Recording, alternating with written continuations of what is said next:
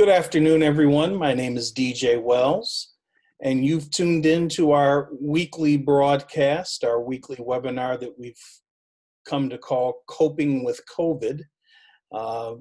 It's our weekly conversation with Dr. Mensah and a number of experts and panelists from across the country each week to talk about things that we can do to make sure that we're coping with this crazy time, this pandemic.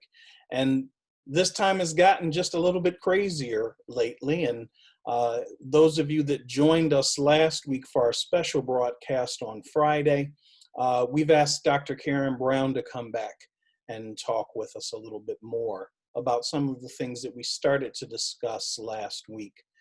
Dr. Brown, for those of you who did not join us last time, Dr. Brown comes to us.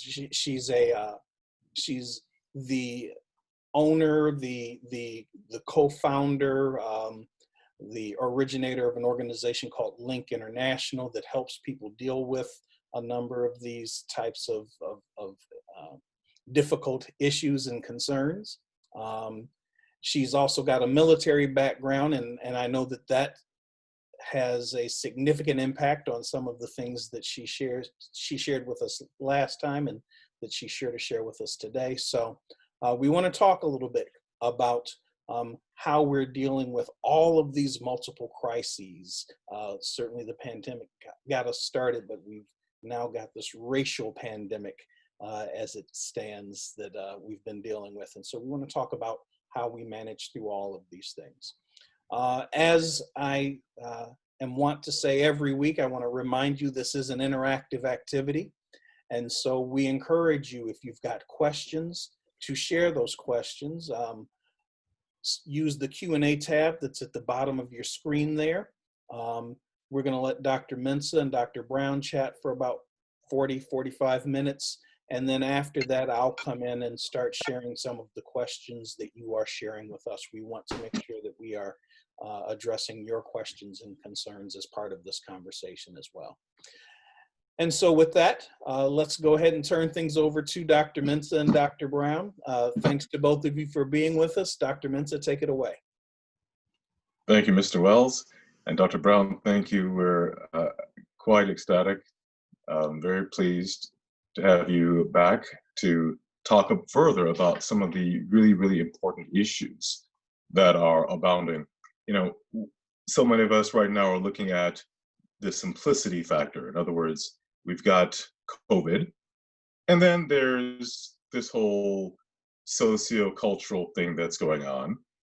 And a few have kind of indicated that the two are now related as people move into their protest modes and just discussions and pairings and meetings.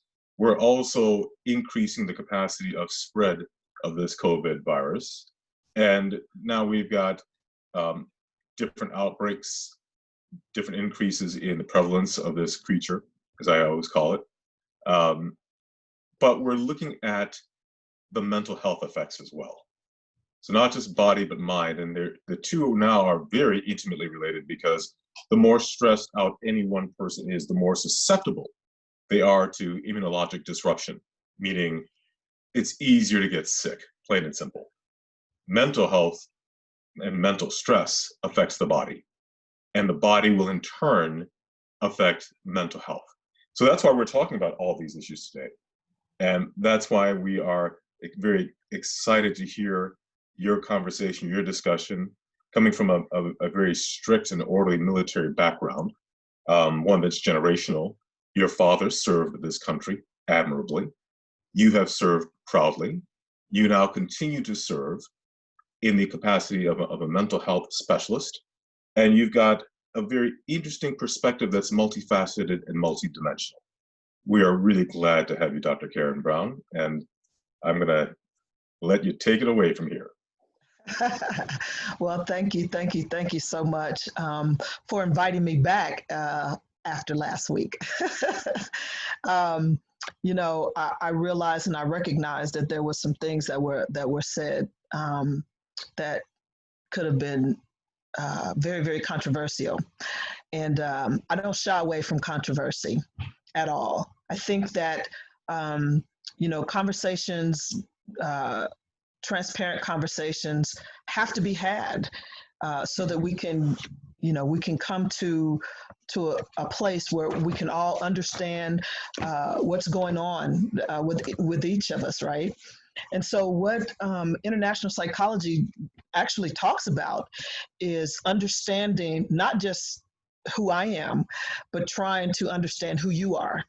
And, we also understand that we cannot fix this in a bubble. It's a collaborative effort. Everybody has to do their part. So with the COVID and with the social unrest, and I hate to call it unrest because it's so much more than just unrest. It is a social injustice that has culminated in where we are today in 2020. But I have to say it didn't start in 2020. So when we and you mentioned that my father served in the military. My grandfather served in the military on both sides.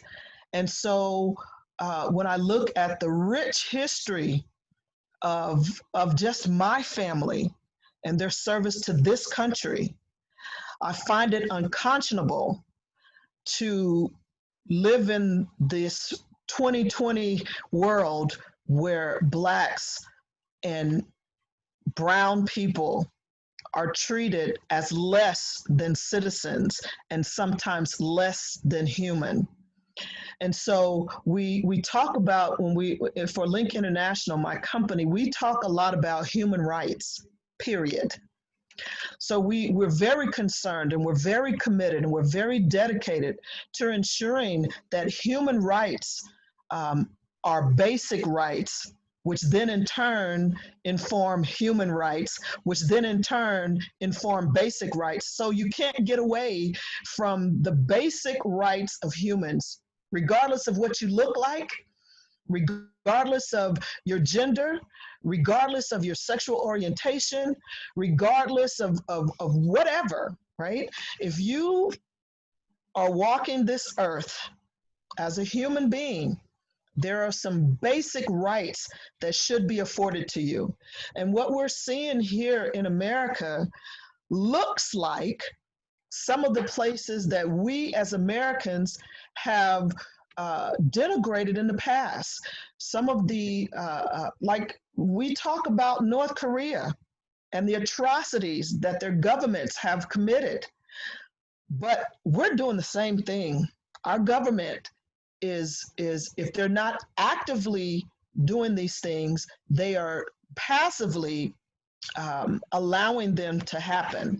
And so that's where the systemic injustices stem from. And so we can no longer sit back and watch these things happen and continue to think that America is the greatest country on earth when we have the highest rate of incarceration. We have people who look at us and shake their heads and wonder about the level of gun violence that we have, not just from the law enforcement community, but in our school systems, right? So we have to do something, and it's not now is the time. We're past that time. And so I'm hoping that these frank discussions, these discussions that cause people to be uncomfortable, I'm waiting for the time when we can stop passing social media posts and begging people, make this go viral. No. Let's see what's going on. Let's stay informed, but there's more that we have to do. I tell some of my friends when they send me mass emails and these mass forwards of viral videos and things, I said, hey, you're sending me all these videos, but where are you in this vote, right? Have you registered to vote? Are you planning to vote in November? Do you vote in your local elections? You know, this is what I want to know. And if you don't send me another video. Don't send me another email. Don't post anything else, right? Because unless you are willing to get involved, and that's Black, white, Hispanic, Asian, everybody, if you're unwilling to get in the fight, whatever that may look like from your standpoint, if you're not willing to get in the fight and get your hands dirty, and make a decision that I'm no longer going to just sit behind a screen and forward emails and videos, then you can miss me. You can miss me with all of that. And certainly we've seen our youth, as usual, our youth out there in full force. And I have to admit, I personally thought that we had a fairly benign, spoiled, ever so complacent group of young people in the generation that succeeded us. And I have quite joyfully been proven wrong. These folks who I said, you've never experienced this, you've never experienced that, you've never experienced that. Life is a wonderful bubble, you put it. And they've been coming out in droves. And the generations thereafter, they are literally taking this to the level that needs to happen. I'm not talking about the violence. I'm talking about appropriate. But that's the level that says, look, you know, these are issues that have been stalking this country since its inception. And as we say, the pimple has burst. And it needed. And now we're fully confronted. And America is really at a very interesting point in history, because history will judge America, it will judge every single person in this country by what happens next. You have a situation where the issues have come to world view, as you said. North Korea points at us. China, as we mentioned before, points to us. You have there are African countries who've been decimated by all sorts of internal violence that are pointing to us. England, you name it, every country on this planet, Mexico and Canada, of all places on the North American continent, have pointed to us with an interesting question. If we can do this to our own population, how can we trust you as an ally, as a partner, as a trading partner? Most people don't realize, for example, most of our oil comes from Canada, it doesn't come from the Middle East. Correct. Okay? If there's unrest here, how does that affect their import of oil and other commodities and our export? Does it spill over? Do we now get physical transgressions going across borders? The question about American leadership is really what is in severe doubt right now. We used to be able to tout the so-called, at least superficially tout, the so-called moral high ground, the humanitarianism route, because we had never been caught. Right. In any high numbers or large numbers or something on a grand scale. This is so blatant, and it's shocking to me that I'm getting messages from all of our colleagues all over the world saying, how are you guys doing? I don't believe this. This is just shocking. This would not happen, da da da da da. And then you get messages from Germany, of all places. I said this before, Germany. Messages saying every single one of our classes that come through our educational system is taught how Hitler rose to power. So that it does not happen again. And when you start to look at the comparisons, I'm not going to make any political commentaries in that direction, but we have to be careful about making sure we follow some very straight and clear paths. Many people don't realize Germany was one of the best written constitutional democracies ever in the history of mankind, prior to the ascent of Adolf Hitler, okay? So we can't sit back and think, oh, that's never going to happen. Whether it's happening now or not is not the issue. It's about being a citizen and standing up for the ideals this country has put forth. Being a citizen does not mean that you rubber stamp everything leadership does. It's quite the opposite. This country was founded on what their leadership was doing that the citizens did not like. Right. The colonies were saying, look, it's not fair what you're doing in this arena. And they basically said we wanted to separate. we're not saying separate. We're saying let's fix this issue, because this is not who we are. This is not who the founding fathers intended us to be as we were to grow and evolve some 400 years later. Okay. So, many people might be asking, well, why is a doctor talking about all this? Well, our background in college goes back to political science and sociology and pre-med. So we have a little bit of a different view here, but it's all related, because the more stressed out we are, the more we as individuals suffer. And if we're suffering individually, how do we fix anything ever? How do we teach our kids? Where do we go from here? Okay. So you're absolutely correct. This is a moment where it's called, we have to either look at the problem or we're going to implode.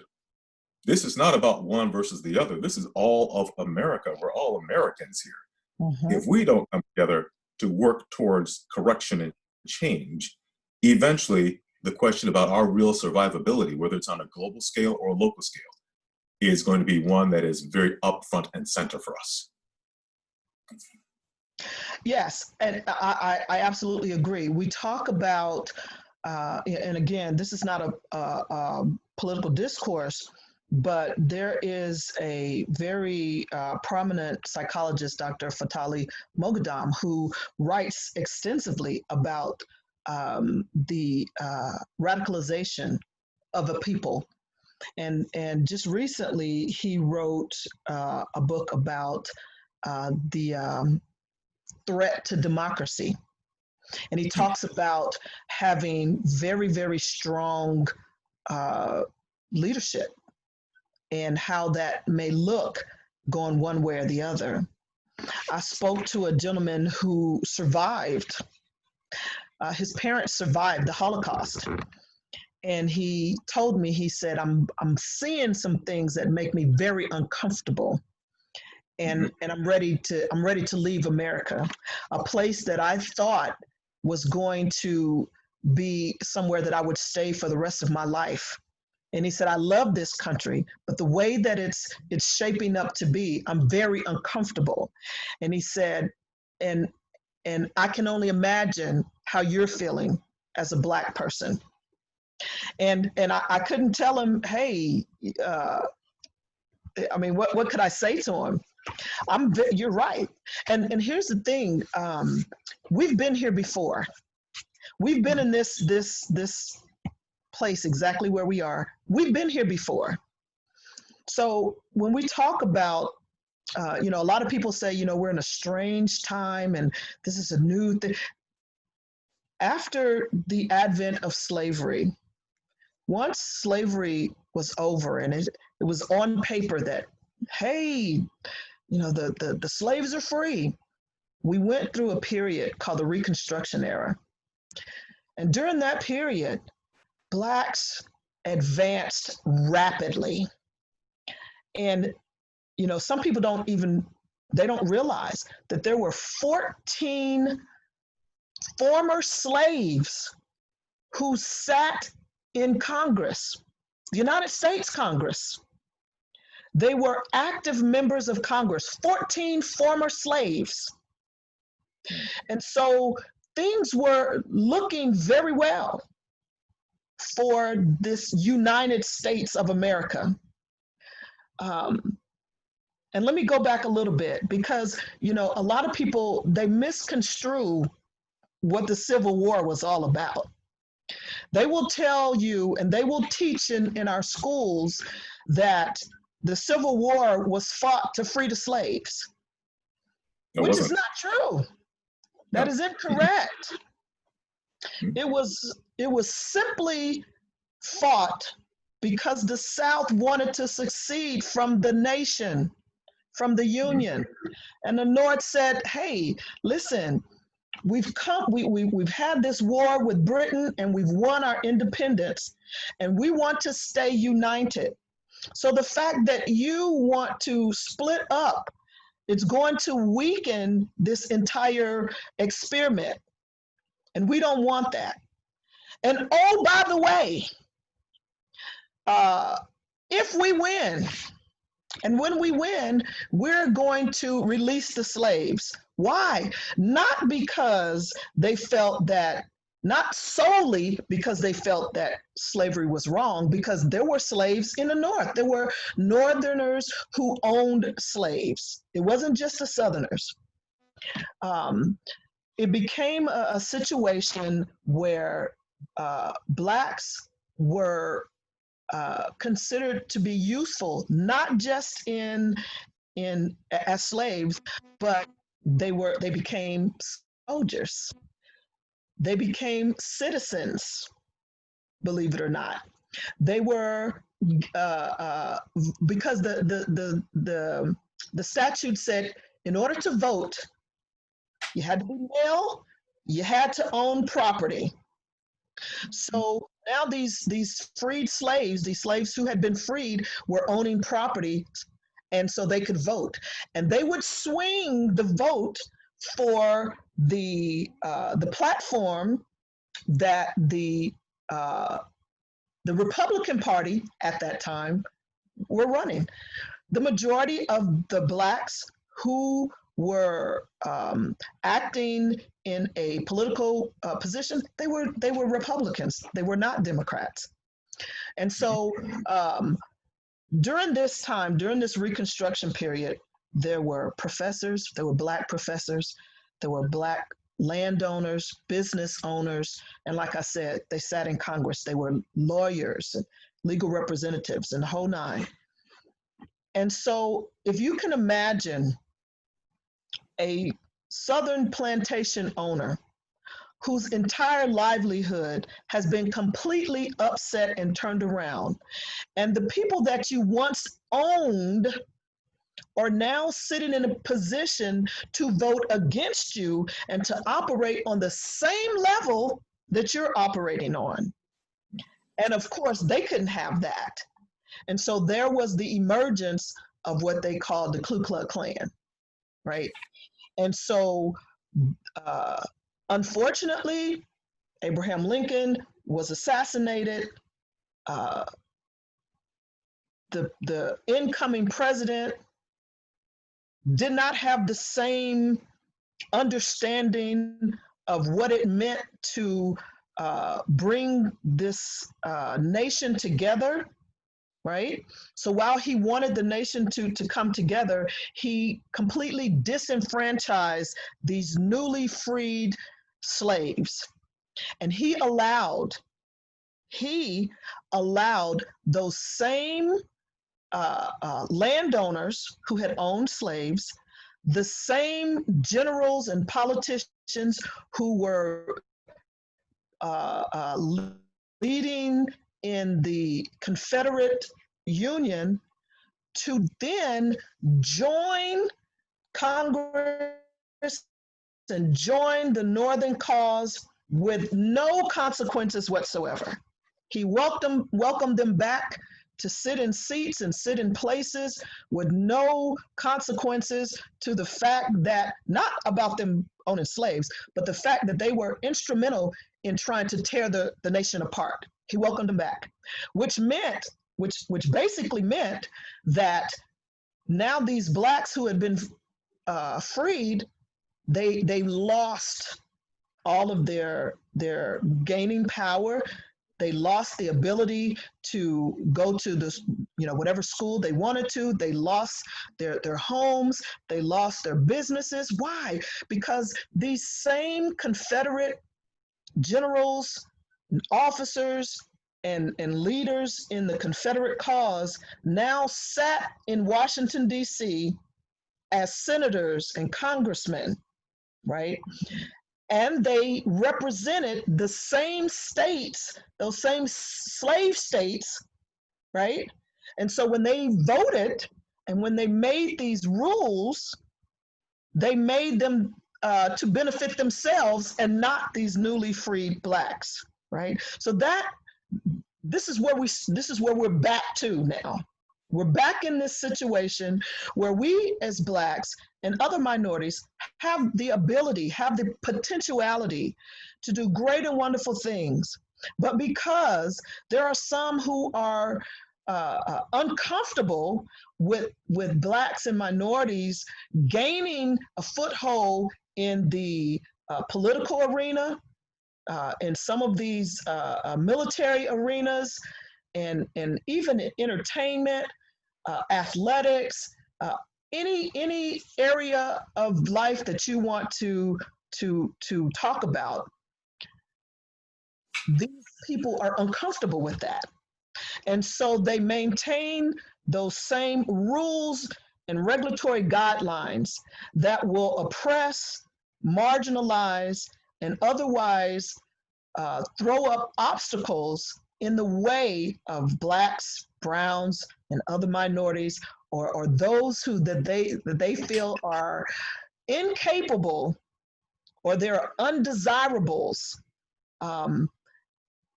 And so we have that. And those are those institutionalized racist policies that we have to live by. We talk about the Jim Crow era, but it started out with the Black codes, which now are still in force, and it's institutionalized racism policies that they've decided, oh, it's still on the books, but we don't go. Yes, we do. We're still operating under those same Black codes. And so when people say this is a new day, this is the same day. It's just we're coming back to something that we've already looked at before. We've already lived through this. We've already seen this whole, not just the political arena, but law enforcement. Because who do you think in the Reconstruction era, who do you think enforced those Black codes? It was the police. In Memphis, Tennessee, there was a Black garrison of Northern soldiers who were considered, they were Yankee soldiers, but there was a Black unit, and they were garrisoned in Memphis, Tennessee. And because Memphis, Tennessee, the senator was a white man, he wanted to enforce these Black codes. So who was going to enforce these Black codes? The police officers. The police who were there in Memphis, there was a tremendous outcry. There were riots, there were murders, there were lynchings, because the police, the garrison soldiers outnumbered the police. So the Klan came along and provided assistance. So when we look at that, and we know that, and that's why it's so critical for us to know our history, because when we don't, we're doomed to repeat it, right? We're seeing the same thing. I posted on my Facebook page a few weeks back that it feels like the Ku Klux Klan has exchanged their hoods and their robes for police uniforms, and there's been some of a backlash to that. And I was asked, you can't say that, and all these things. And I said, I'm not going to apologize for it, because if you know your history, if you know our history, and I don't mean Black history, if you know our history as Americans, then you would be able to see the same pattern. You would understand where I'm coming from. But because that thought makes you uncomfortable as a white man, you don't want to address it. And my son, he's into this this concept of cognizant dissonance, where there are white people who refuse to acknowledge the reality of what's going on, right? So they can look at a Coven who puts his knee on the neck of a George Floyd, and they can say, this is a police officer, and he's an upstanding member, of the community, and he's operating in his line of duty. So George Floyd must have done something wrong. He must, he had passed a counterfeit bill. And so the cognitive dissonance tells them or informs them that, hey, because this man is wearing the uniform of a police officer, and we understand what that means in the white world, surely this Black man who has a history of whatever he has, he's been arrested before, and you know, he's got this and that, and he passed a counterfeit dollar, then it's his fault.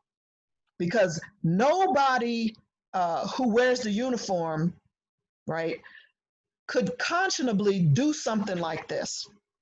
And so we have to inform them, and we have to continue to talk about the fact that, guess what?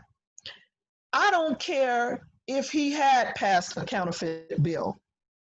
The fact that this man completely disregarded his civil rights and his basic rights makes him not just irresponsible, but it disqualifies him from even wearing the uniform of a police officer.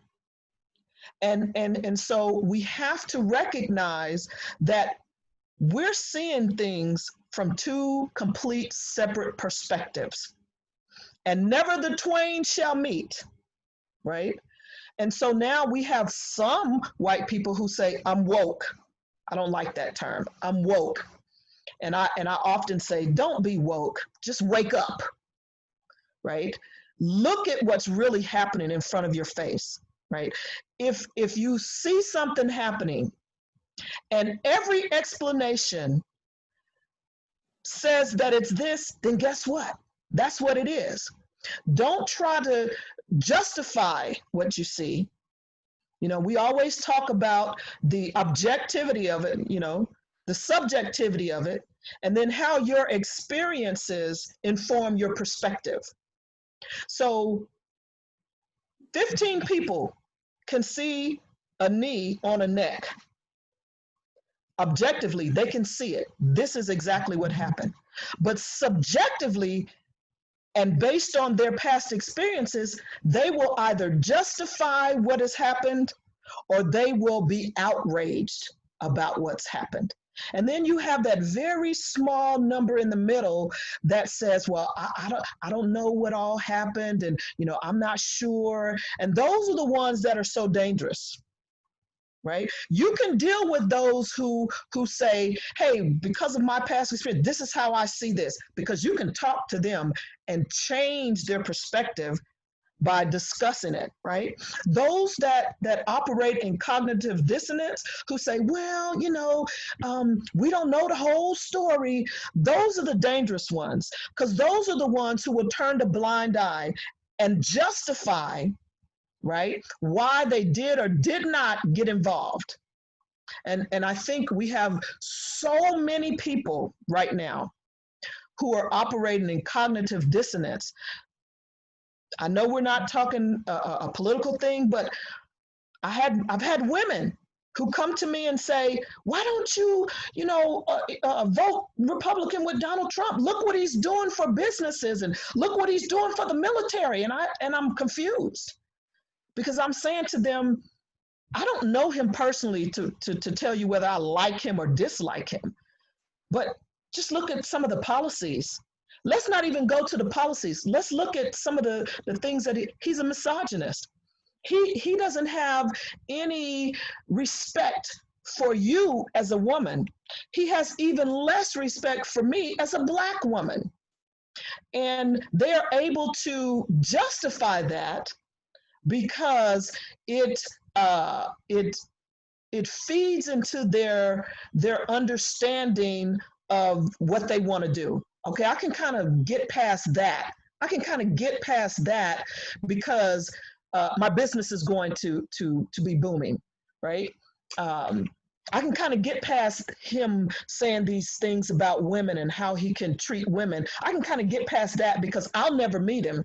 And he'll never be able to grab me inappropriately. So, you know, those women need to just be careful. And I think that that's a cop-out.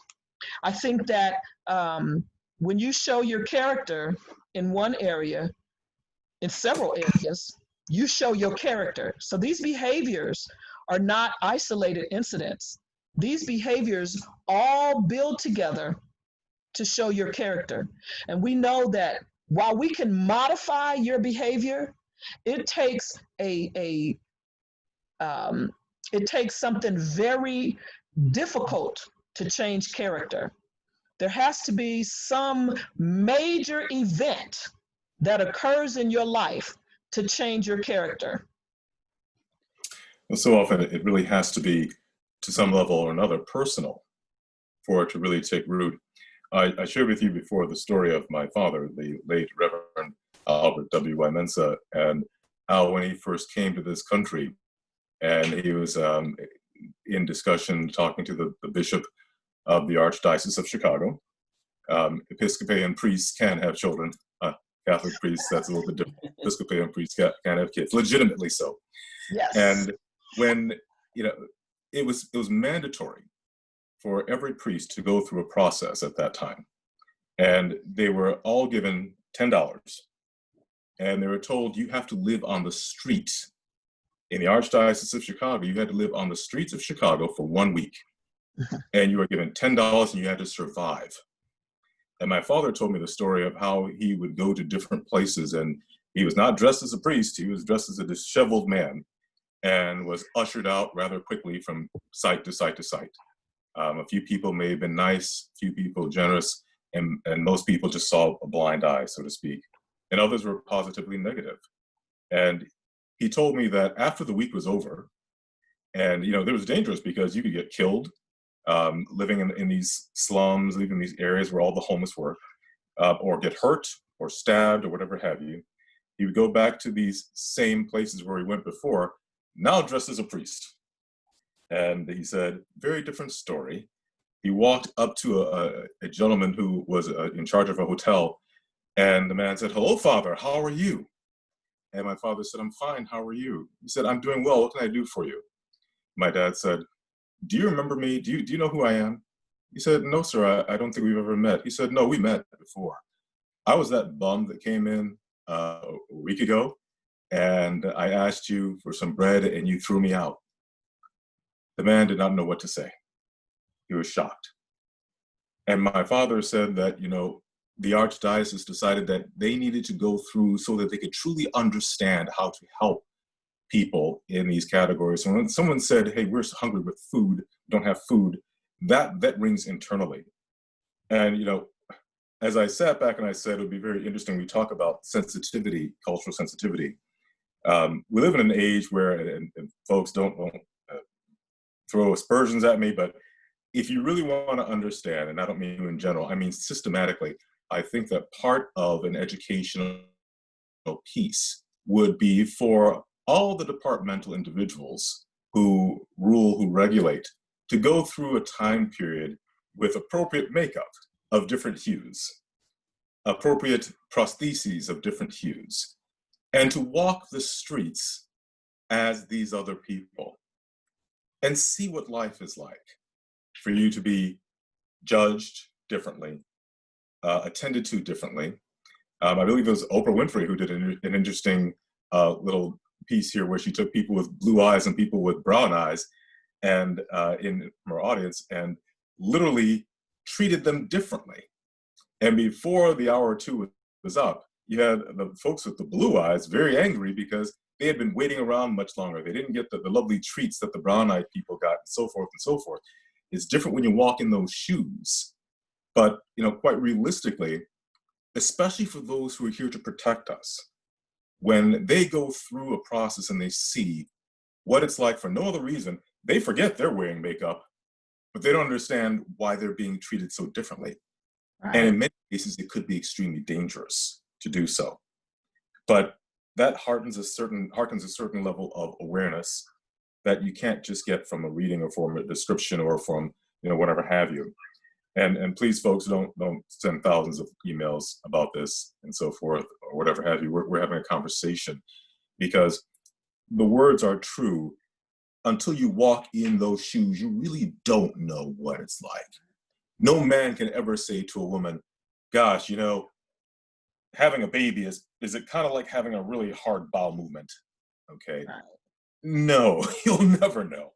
We'll never know what that's like. Okay. We can only go so far in terms of empathy. But, as we move through these circles, these things are typically not going to happen that we're talking about. Okay.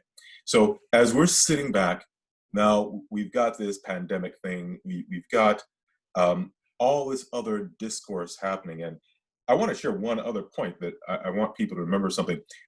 As you said, what we don't remember about history, we're bound to repeat it. I don't think most people realize these days that during the time of slavery, blacks weren't the only slaves. Right. There were white slaves.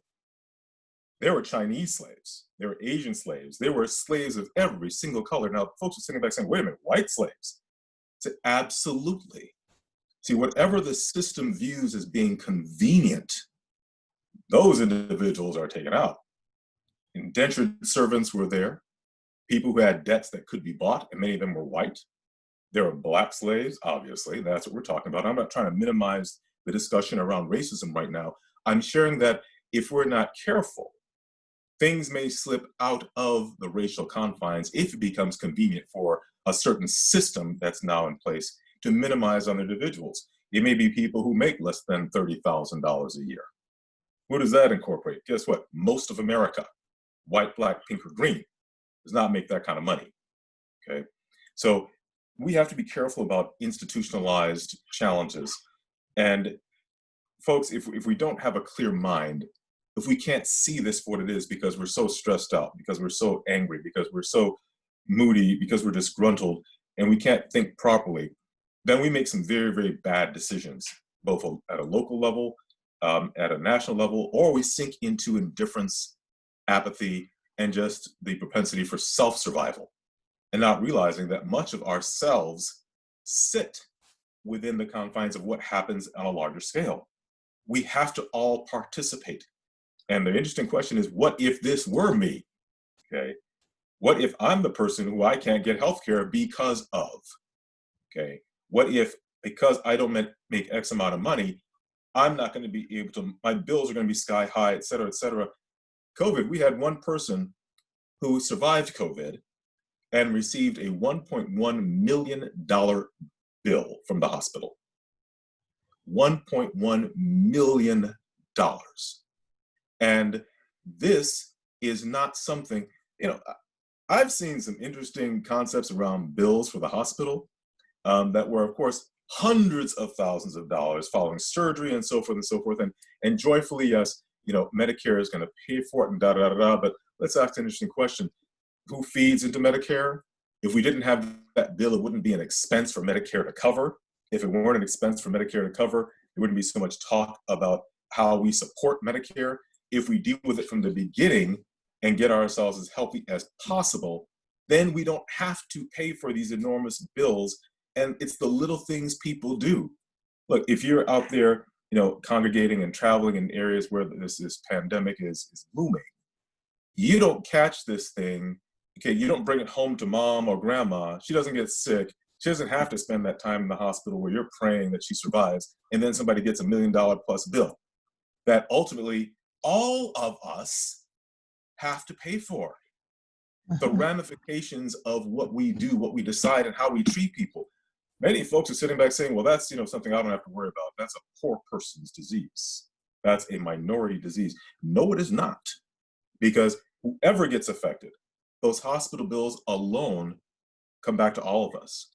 The anxiety, the stress, all those challenges are put into play. So when we talk about, let's look at what is appropriate, both culturally, racially, and now let's just talk where a lot of people care about it, economically, okay? Mm-hmm.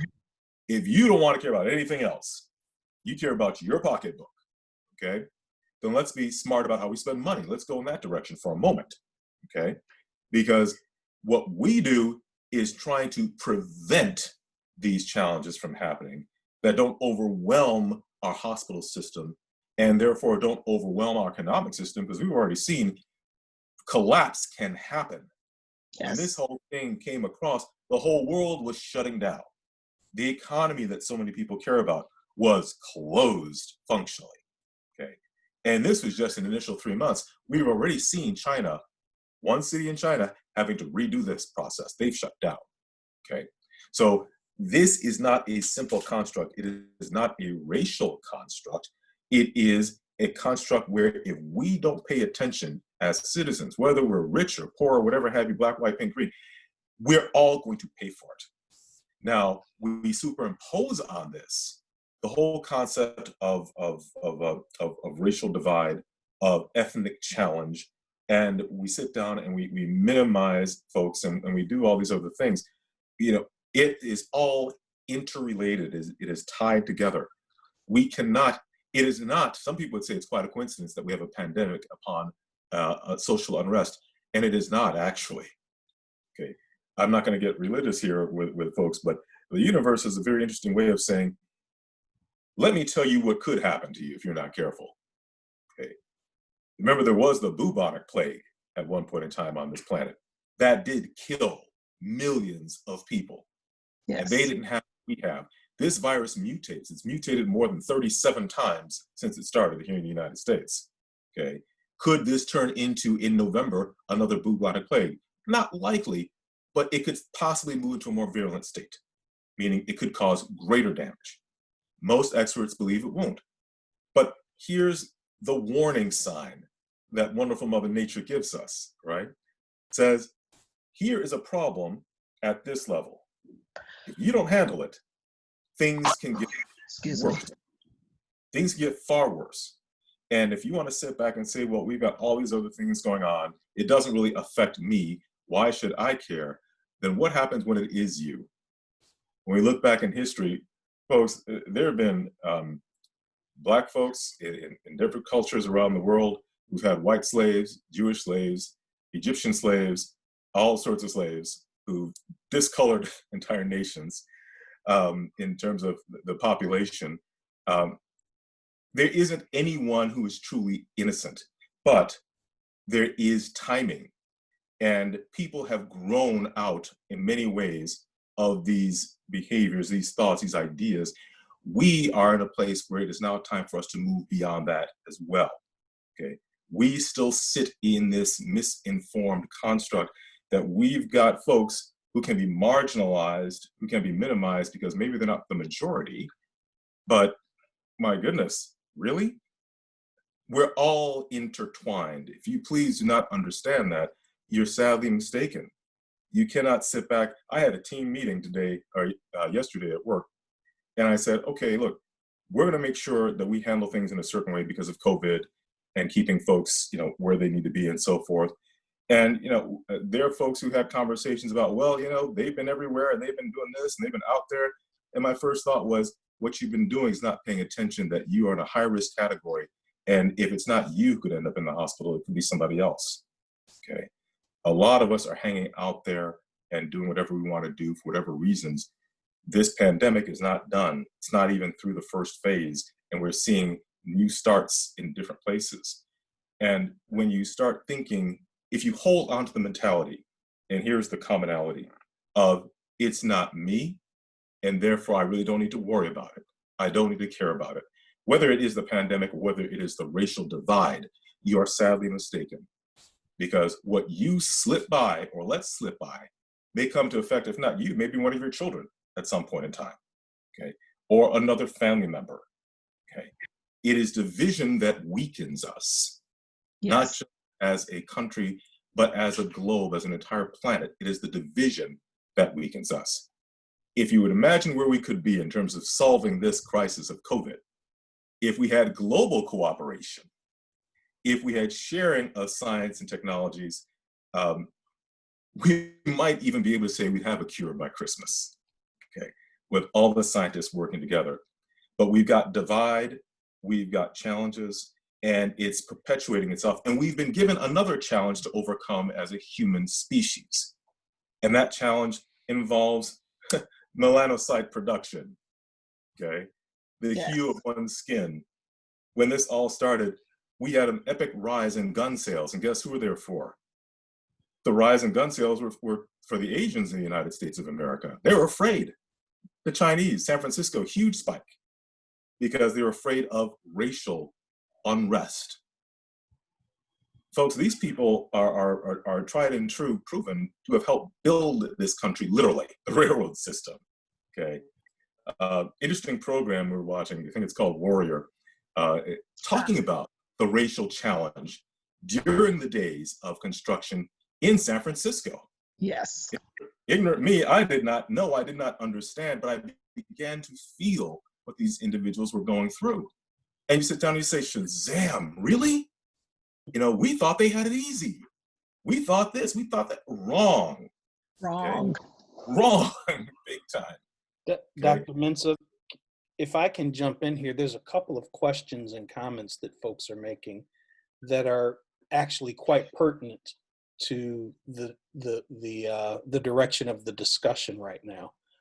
Sure. No, I'm sorry. I kind of got carried away here for a moment. We've never seen that, Dr. Mensah. I know. But we've had a couple of folks that have sent in comments and have talked about the fact that that anyone who saw what happened to George Floyd would certainly be offended by that and appalled by that, and would challenge that, and absolutely he should not have been in the uniform as Dr. Brown was talking about before. There's comments and questions about friends and allies of the cause, who are now confessing that they're learning things about our history that they never knew. And of course, we've been talking a lot about that history today. I've had some of my own friends say the same thing to me. You know, I never knew about some of the things that were happening to communities of color in this country because it never impacted me, it never affected me. And so the question is, how do we facilitate the continued education of these people who now are learning things that they never knew before? How do we encourage our allies to continue to be allies? And should we be concerned about making people uncomfortable about those things that they didn't know prior to this current movement? Dr. Brown. Well, I will say this. Let me back up a little bit. The comment that anybody would have been outraged is an incorrect statement. That's an opinion. Mm-hmm. I know for a fact, because I've talked to people who were not outraged, seeing that footage of that Officer Coven and George Floyd. They were not outraged. I was outraged that they weren't outraged. So we have to, you know, when we make those comments, we have to understand that those comments come from our own perspectives. In the same way that I can say everybody should have been outraged, I'm coming from my perspective, right? But not all people were, unfortunately, not all people were outraged. There were very many people who said, and several of them to my face said there had to been something that he did, something that, you know, he did something wrong. He must have been struggling, or didn't you know that he had a history of violence and he had been arrested several times, and look what look what happened. He even passed a counterfeit bill, as if that justified death, right? So now that's one thing. Here's the other thing about making people uncomfortable. Let me tell you something. I've been in places as a soldier, as a senior non-commissioned officer, in a room where we have all raised our right hand to support and defend the Constitution of the United States of America, right? And I was uncomfortable because I was the only person of color in that room, and they completely dismissed what I was saying. My job in the military for 26 years was to be a combat medic. I never had any other job. I learned how to be a combat medic from the day I stepped into the military until the day I walked out. The only job I ever had. can I tell you, I was good at my job. I knew my job. And I was sitting in a division office, right, at a division headquarters, briefing a 2-star general about my job as a combat medic. And I had senior officers who should have understood the fact that as a non-commissioned officer, I know my job, right? If you didn't know, just be quiet and listen, right? If you don't understand what I'm doing, ask me questions. Don't just automatically dismiss what I'm saying based on this. Because when I walk in, the first thing they do is say, oh, there's a Black female enlisted soldier that's going to come in here and tell me about what we have to do for these war games. And so what did they do? They called an officer who was female as well. They called her into the room, and they wanted me to sit on the wall and this officer to sit at the table. And every question they had for her, she had to turn around and ask me for the answer, right? And finally, the general said, hold up. Captain so-and-so, you don't know what's going on, do you? And she said, no, sir. That's why I sent Mensah Brown. So now we've got to switch chairs and juggle chairs so that I can brief the people on what's going on, right? So I had to prove myself. From the time I joined the military, every job that I took, even as a first sergeant, I had to prove myself that I knew what I was doing, where there were others who didn't. They didn't have that obligation. So when we talk about is it fair for people to be uncomfortable? Absolutely. It's time for those who are have had the privilege of operating in cognitive dissonance. It's time for you to be uncomfortable. It's time for you to hear the facts. It's time for you to understand that what is going on right now is not right. And I don't care if it's not happening to you or in your community, the fact that it's happening in this United States of America, right, where it wasn't us who wrote these words. We hold these truths to be self-evident, okay, that all men are created equal, right? And it goes on to say a whole other thing. But when you do this, when you say that I don't want to make people uncomfortable, well, then you are complicit in allowing these atrocities to continue. Because there's a story, and I won't go the whole thing, but the man that lived on the bottom of the street watched systematically as his neighbors were taken out and attacked and everything. And he said, but it wasn't happening to me, so I didn't move. But guess what? When they finally got to his house, he said there was no one there to help me because I sat back and allowed this to happen down the street.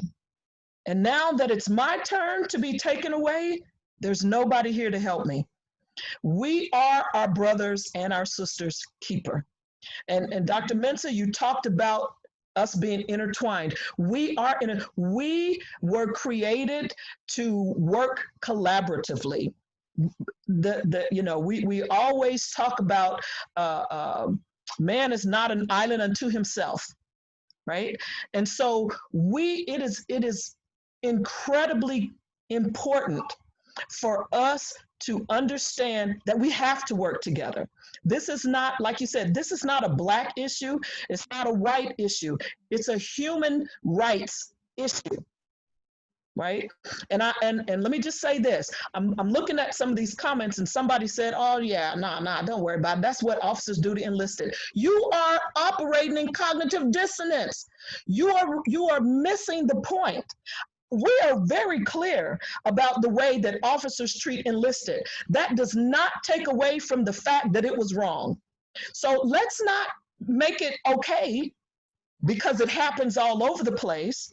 Let's change that narrative and say, hey, the reason why there is officers and enlisted is because they both operate in their subject matter expertise, situation, and system.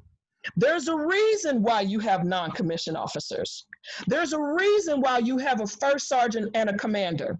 And that commander has to trust, rely, and depend upon that first sergeant and vice versa. So if that officer doesn't rely, depend on, and trust that first sergeant, then they either need to get rid of that first sergeant and get one that they can trust and rely and depend upon, or that officer, that commander needs to leave. So instead of us saying, oh, that's just how it is. It happened to me too, and I'm not Black. To me, you're part of the problem. And I hate to say it, you're complicit in continuing these systemic things. We cannot continue to allow these systemic things to happen all day, every day, and then we say, well, yeah, it happens all over the place, so what can we do? We can stand up. We can have these conversations. We can get involved in voting. We can get involved in the, like you said, the economic policies.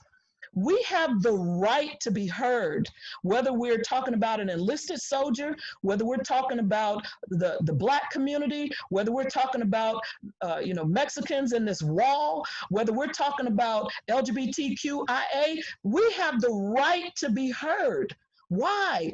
Because when one go down, right? When one person is discriminated against, it actually makes the entire country of America look bad, right?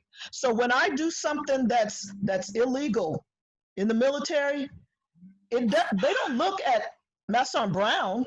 They say there was this Army soldier, and it reflects upon the Army. And so when we have what we're having in the United States, it doesn't reflect just upon one or two police officers. It reflects upon the United States of America. And that's what we're seeing. They are pointing fingers at the United States of America, a country that I and my family members have fought to support and defend. However, we can't get the same in support and defense as individuals. That's an excellent point. The idea of the internalized separation. We're all citizens, but we're viewed differently by our own internal system. But globally, we're all viewed as Americans. It's amazing. America's always been this big giant island away from all the other troubles. World War II, we shipped people over there. They didn't come over here. It's almost a shock, if I recall correctly, for there to be a war on American soil imminent. Right. It's shocking throughout the entire process and the institutions at work here. What people don't realize now, because I am an ethnic outside of what you see. I was born in Ghana, West Africa. My family is from Ghana, West Africa. I am an American who's also an African American, only as in the last 10, 15 formal years after I formally decided I would get my citizenship. I was the last person in my family to get citizenship. My mother was 70 when she got hers. My father was the same.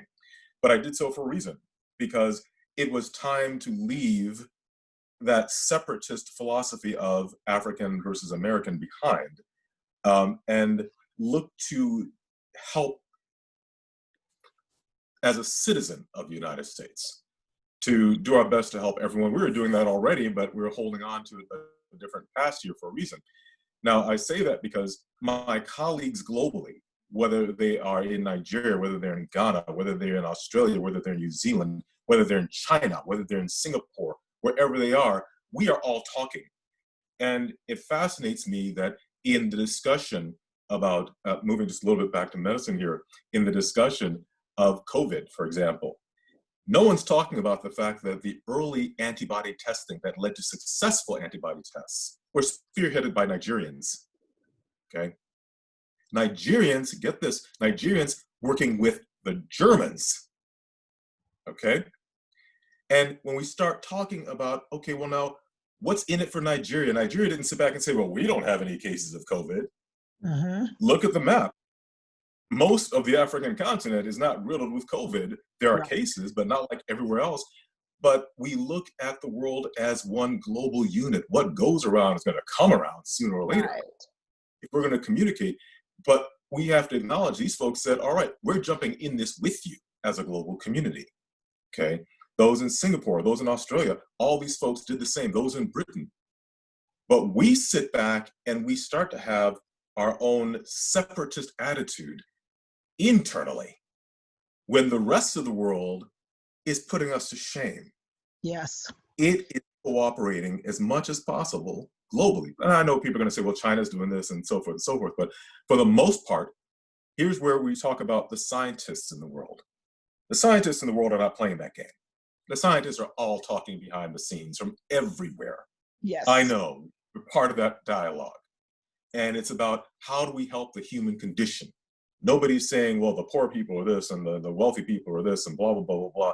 Yes, there are pockets there, but the fact is here is an organism. Here's the battle. Here's the us versus them. The us is mankind. The them is a virus. Okay, where it came from, so what? It is here. We've got to deal with it. We've got to clamp down on it. We've got to eradicate it. Yes. And that's why I'm so proud of the doctors out there, not just those who are, and the nurses. Oh my gosh, the nurses, absolutely, who are on the front lines. Absolutely. But their issue is not about who you are. The issue is what it is that is killing everybody. So the moment we start this whole separatist construct, we degrade the hard work that's being done for at least one major battle that we're encountering. And if we don't identify the virus, which is the whole separatist racial superficial divide, I have to add, okay, then we will be killed by it at multiple levels in many different ways. Right. Okay. And I've said this before, but very rarely, for those people who think we're really not connected, I'm going to share with you something I learned when I was on a trip to Australia, watching an Australian documentary by scientists and epidemiologists. And they said that as they were studying the development of Australia, they came across something called the African gene. And they noted in their research, every single ethnic group on this planet has the African gene as the original source. Everyone does not have the Chinese gene or the Japanese gene or the Northern European gene or the Mexican gene, but everyone has the African gene. So whoever can sit back and deny these things, and I'm not here to get controversial or whatever have you, what I'm saying is that we have been and always will be connected. Yes. Whether it's biologically, biochemically, environmentally, socially, we are all connected one way or the other. And I've got to tell you, thanks to my nieces, I actually did Ancestry.com. And folks, I can tell you when people talk about genetic testing, they say, well, genetically, I've got this chemical imbalance. Genetically, I've got this. I say, no, you don't. I said, those genes may very well be silent, okay, because genes don't always express themselves. They can just sit there. I can tell you for a fact, I've got Scandinavian genes. Now, all of you looking at me, look at my blonde hair, my blue eyes, right? Not happening. The genes are there. There's a connection, but I'm not manifest in that capacity. So if we want to sit back and look at what we are by manifestation, we're missing who our relatives are, because I can tell you I've got some interesting looking global relatives on multiple levels. And most of us do. Okay, you'd be shocked. So you no longer are truly, genetics actually is showing us, we're no longer truly quite as separate as we thought. Right. Okay. Our own cousins are people we don't even recognize walking down the street now. And it's not going to be done. But you commit a crime when you don't take into account the needs of your brother, because really they are now. We used to talk about 6 degrees of separation, right? Yes. Well, now biologically we're seeing, they're anywhere between 4 and 8 degrees of separation between you and somebody on the opposite side of the world who is your relative. Okay. Now, not to get preachy, my point is simply this. We all have a common problem. We all have a relatable problem. And both the biological and the racial divides are intertwined once again. We got to come to getting some basic understanding about some things and deal with who the real enemy is in this situation, the real enemy. It's really ourselves. We're sitting back, and if we don't get uncomfortable, we don't do much. I'm going to go to methylation for one moment, Mr. Wells. We know that undermethylated people are the get up and go people. There's a slight problem, it gets handled immediately. They dot the I's, cross the T's, and so forth. Now, our over-methylated people, on the other hand, tend to sit back and wait to do not much of anything until it gets uncomfortable. And Dr. Brown, that's one of the things that we see that in many people is a biochemical/genetic predisposition to not do until it becomes uncomfortable. So for those who are challenged by the idea of discomfort, we've got a history, a global history, based upon chemistry alone, that says if things don't get uncomfortable, we don't move, we don't change, we don't evolve. While there's a whole nother set of folks out there who, hey, drop of the hat, they're looking for improvement, they're looking at change, but they're going to be hindered by the global process if they're not in agreement to change. So we've got to look at things differently now, because quite literally, all of our lives are on the line. Yes. All, one way or another. There's nothing about this pandemic and or the racial divide that doesn't affect us right now in combination. So, Dr. Brown, we were talking and you mentioned a situation where you were invited to act as an educator. And that situation deteriorated because of a comment that you made. And it made that decision maker uncomfortable. As a result of that process, you're not going to be involved in that education. And who's really suffering because of it? It's not you who's hurting, okay? But the people who could have gained some knowledge, some wisdom, some understanding are being challenged because someone felt uncomfortable. Would you like to just kind of broadly talk about that for a minute here? Yeah, and so here's the thing, and I'm going to hopefully answer that and discuss that. The situation is this: the systemic problem, the institutionalized racism that we see in America would probably change. Those policies would change. The situations, the systems would change if we really understood how many supposedly undesirables live in the United States, right? Because we recognize that the Irish and the German were often brought here as indentured servants, and they were mistreated, they were oppressed, they were marginalized, they were brutalized. But because they were able to, over the generations, assimilate better, right? Because they no longer had to tell people that they were Irish descent. They no longer had to tell people they were of German descent. They no longer had to tell anyone that they were from Scottish descent, and they just assimilated into the whole, right? And so today, you don't call them Irish Americans or French Americans or German Americans, right? But because I am unable to assimilate as easily because of my skin color, it does not make me any less simply an American, right? I am an American of African descent, but I'm an American.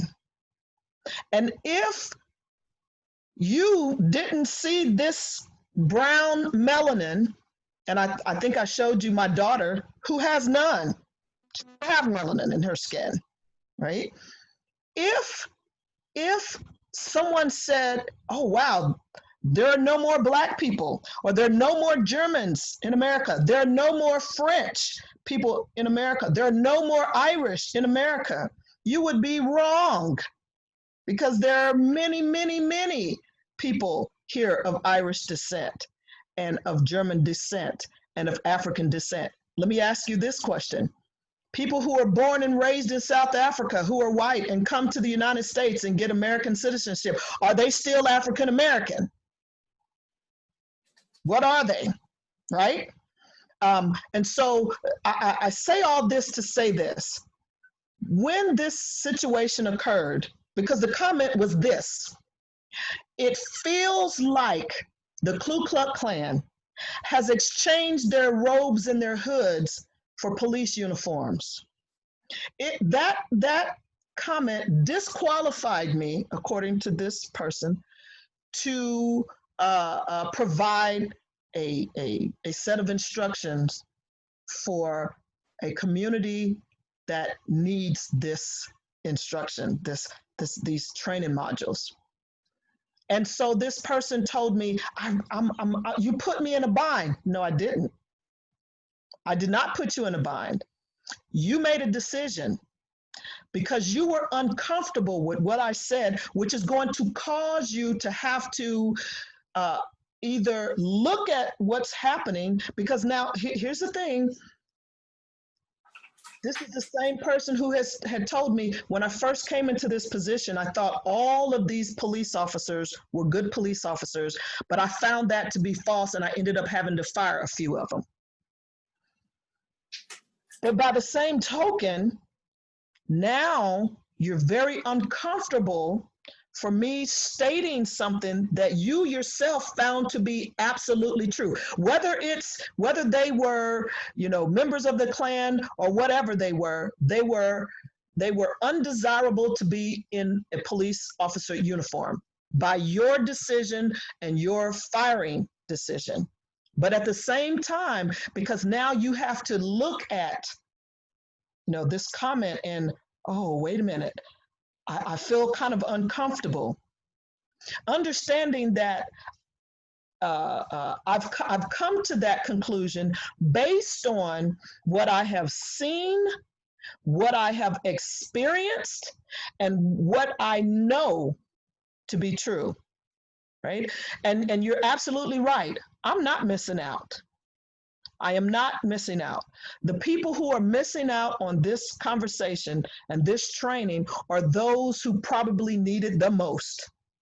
And I have to be okay with that. So, the conversation continued in a manner that said, but I really want this training.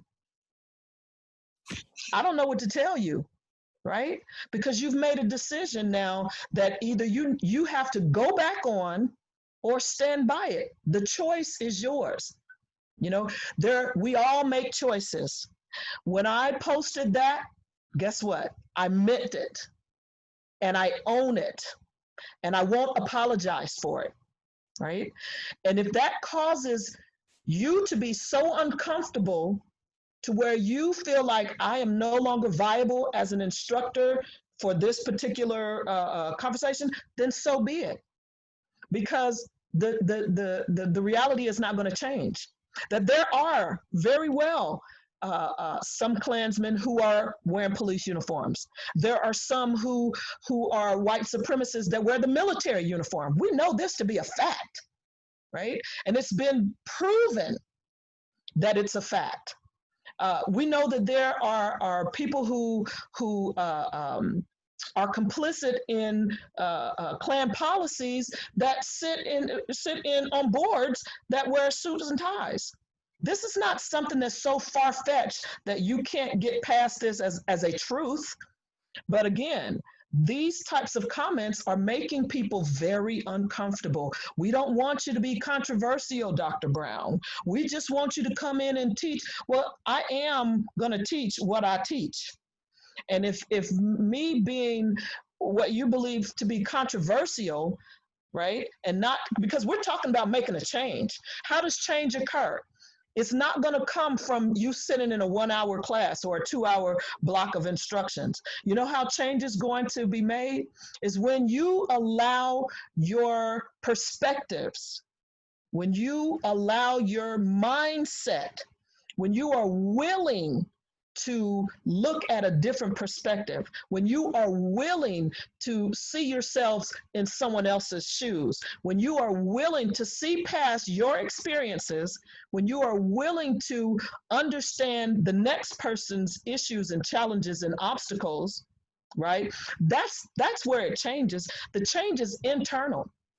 And so I do believe that when the individual changes, right, that occur internally, they will be reflected externally in the way that you behave. And when you internally change, your behavior change, when your behavior change, you impact the systems. When the systems are impacted, then those policies change. When those policies change, the organization is a better organization. When the organization is a better organization, it affects the communities. When the communities understand that the organization has changed and it will now benefit the entire community, not just one segment, but the entire community, then the community will then impact that individual. So it's a circular process, but it starts with the individual.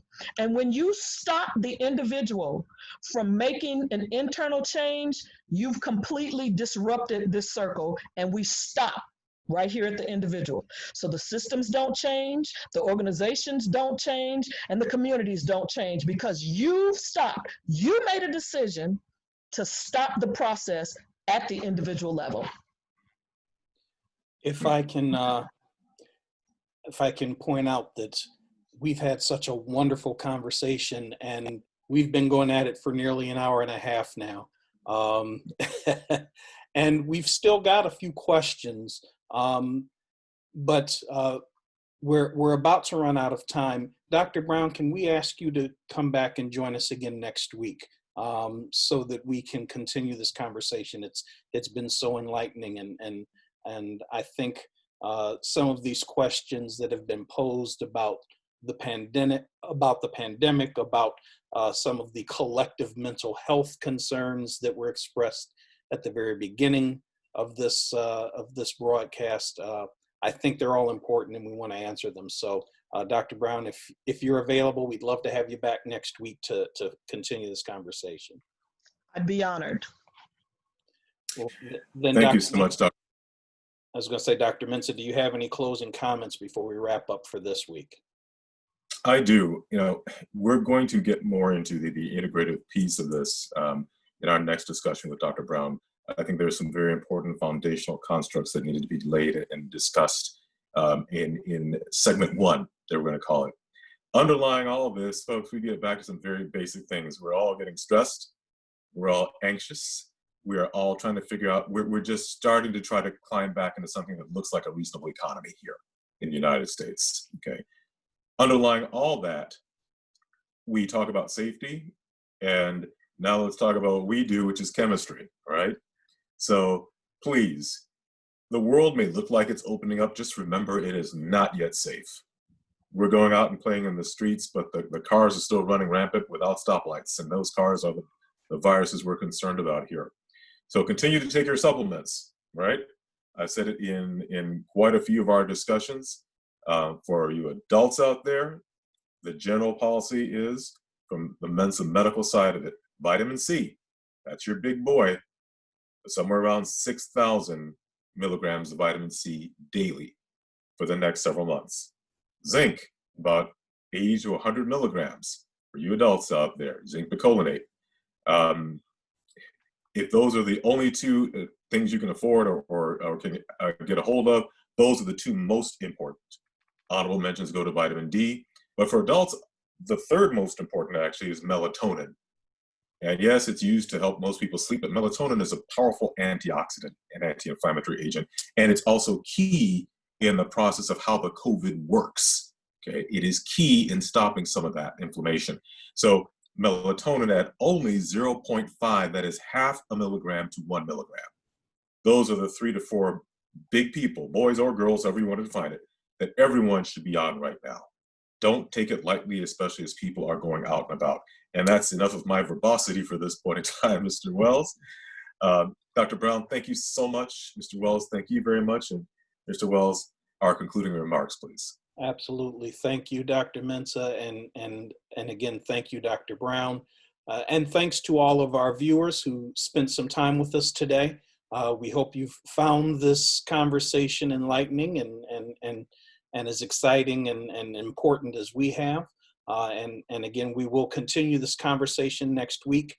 As we do with all of our webinars, we record them, and so if you want to go back and revisit some of the points that Dr. Brown and Dr. Mensah made during this presentation, go to the Mensah Medical YouTube channel or to the Mensah Medical Facebook page, and you'll find links to those videos there so that you can watch the video replay. Of course, we encourage you to encourage your friends and families and colleagues to take a listen as well. And again, remember, get your questions to us. We will be talking with Dr. Brown again next week. And so if you want to send questions to us ahead of the webinar, in fact, you can send them directly to me, to djwells@mensahmedical.com. And we'll make sure that your questions are part of the conversation. Or of course, you can join us next week and ask us at that time. Thank you again for watching, and we'll see you again next week. Thank you. Thank you, Dr. Brown.